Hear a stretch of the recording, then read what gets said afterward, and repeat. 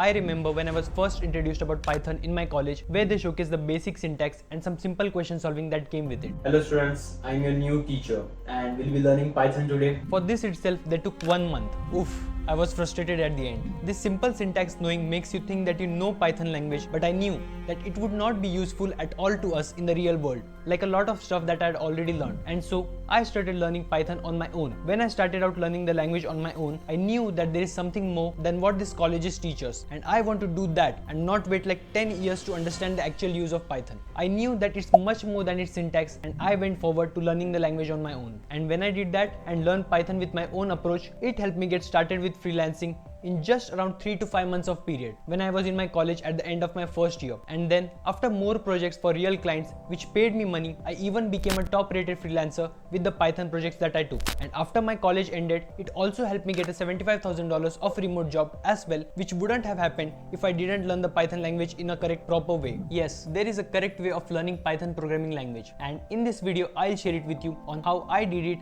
and how can you learn Python and also land the opportunities that come with learning this amazing programming language. Cause what's the use of our skills if we cannot use it in our real world and also monetize it? So without any further ado, let's get started. So when you start learning Python, your goal with it should be that we should be able to do real world projects with it and add value to other people's life, and they are ready to pay us money as well to solve those specific problems. Without knowing this, you cannot say you know Python. So what should be the steps? The first step is the foundation part, which is like knowing the rules of the game, which will then later help you to play with it. This includes knowing what is print, input, then variables in Python. Also the data type it includes like strings and slicing of strings, lists, and then indexing in it, knowing what dictionaries, tuples, sets, booleans, comparison operators, and comments are. This shouldn't take too much time like in colleges, so just go through it once by yourself so that you know how things are in Python. Then the knowing rules of Python part 2 would include if-else statements, for and while loop, then list comprehensions, then statements in Python, then functions and methods, then map and filter, then try except is also there, which will help you in your projects. Then intermediate Python includes error and exception handling, read and write files, local and third-party libraries. Then when you start seeing more, you will get modules and packages, where there are like third-party modules and inbuilt modules of Python. Then there are like advanced concepts as well, like decorators and generators, then lambda expressions, then OOP in Python. You can choose to learn the rules from anywhere you would like. You can watch either free YouTube videos from your favorite instructor or choose a good Udemy course. I personally choose a Udemy course from an instructor named Ardit Suls, since that offered a detailed structure approach, but it's alright whichever course you choose. At last, your next steps matter more than this ones. Great, now that you are done with the foundation part and now know the rules of Python, we gotta enter the real world. We have to understand the actual use of Python, which helps people solve other people's problems through projects and make money out of it. Now, there are various subfields in Python, and in this step,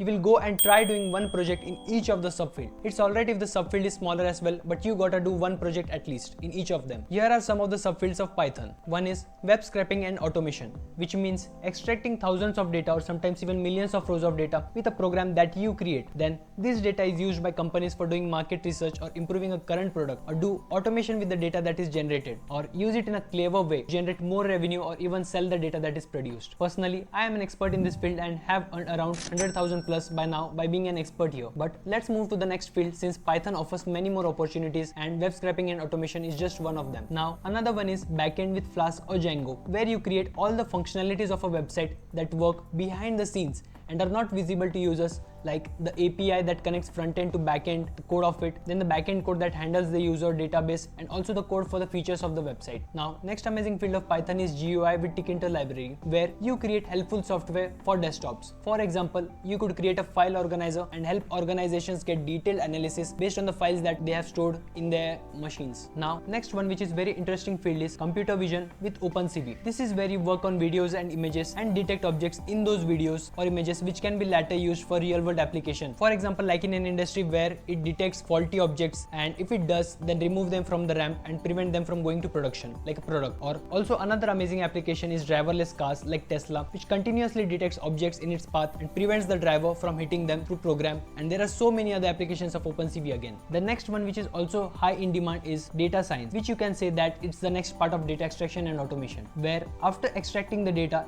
you do analysis on it and it helps businesses to make strategic decisions or give insights on the data. And there is like machine learning and AI field, which is mostly powered by Python as well. Now you should explore each of the subfield and do a small project in them to understand the wide variety of applications you can do with Python. And more than that, it's also important for you to understand where your interest lies the most in the subfield, since you will be more consistent in stuff you like the most than something you dread the most. So after you're done with above, you have to now check which is the 1 or 2 field you find the most interesting, and this should come from your experience, cause if you try to copy someone else like who is doing one specific field, then that won't work. It's hard to be consistent if you don't like what we are doing or find it interesting. Now comes the important part, which is choosing a field that you are gonna make money with. You have to check the demand in the market for the field that you have chosen. So for checking the demand, the best way I know is to go to a freelancing platform like Upwork, then of course sign up first, add the subfield there, and see the types of projects that are being posted for that field by real clients. You have to check the demand by seeing if clients usually post a lot of projects every day for that specific field. If they do, then good, we can go to the next step. I personally also had the Upwork app installed when I was learning Python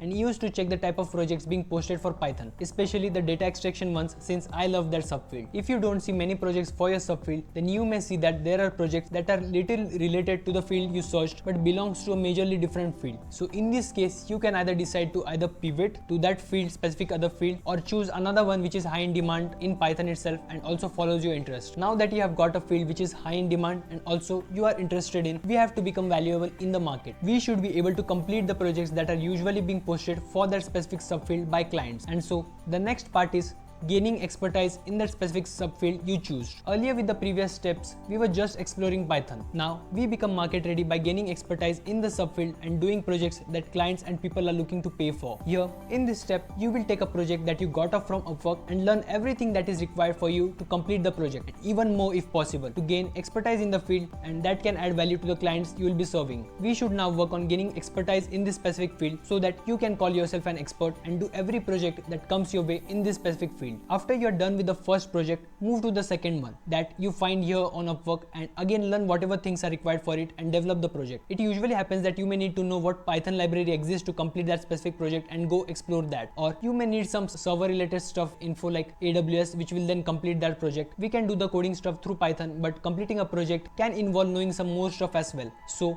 with the projects you do that you get from Upwork, you will get used to knowing about new stuff and you will automatically start creating steps for each later projects so that you can complete them in a systematic way. Developing your first project will be the hardest, and it will be like a game level to you so that you can take it as a challenge as well and create that project. Next level, which is your next project, will actually be different than your first one, but by now you would have already gained experience, and so it will actually feel a bit easier than the first one, but it will still be a challenging one for you since it's a new one. Similarly, you do the third one, fourth one and fifth one. After creating the fifth project, you would already be an expert in the field, and now is the time you have to start monetizing the knowledge and skills that you have gained by creating those projects. So the next step is finding opportunities. Now this is the most important step, and here you have to be consistent in trying out things until you succeed. In this step, you can either decide to do freelancing on a platform like Upwork and Fiverr and work on getting the jobs that you already did, or you can start applying to jobs as a Python developer but for a specific industry in which you completed this project. Now if you decided to do freelancing to get your first client, here are some tips. There are basically three main things you got to excel. First one, creating a great profile. Your profile is the first thing that a client sees after he searches for a freelancer. So make sure to leave the best first impression for that client. For this, you can check out the other top rated freelancer profile to get inspiration. Then second tip is creating great proposals that catches clients' attention, since there are tens of freelancers applying for each job. So it's important for you to create the best proposal possible to land that job. And then the third tip is to explore each part of the platform, like the connects required for each of the job, which jobs to avoid and which ones to apply to, how to stay away from scam, since there can be scam type of clients as well, then types of projects like hourly and fixed price projects, and much more small things. I would suggest to watch my freelancing playlist on this channel and also check out the Upwork community page to get to know each of these parts in detail. Now another way of monetizing your Python skills is to try get a job as a Python developer. In this case, you will have to create a great resume and list the projects that you did previously and start applying to jobs on various job platforms. Now I personally work in a company that is actually a job platform itself, so based on industry data, it takes a job seeker to apply to around 150 to 200 jobs to receive an interview reply. So you have to be patient when you are applying to the jobs, but that efforts will be worth it when you get the job, so keep at it. And at last, if you decide to take the freelancing approach, here is a video that I created that I think you should check out, which will teach you how you can get your first client here. Thanks, and see you in the next video.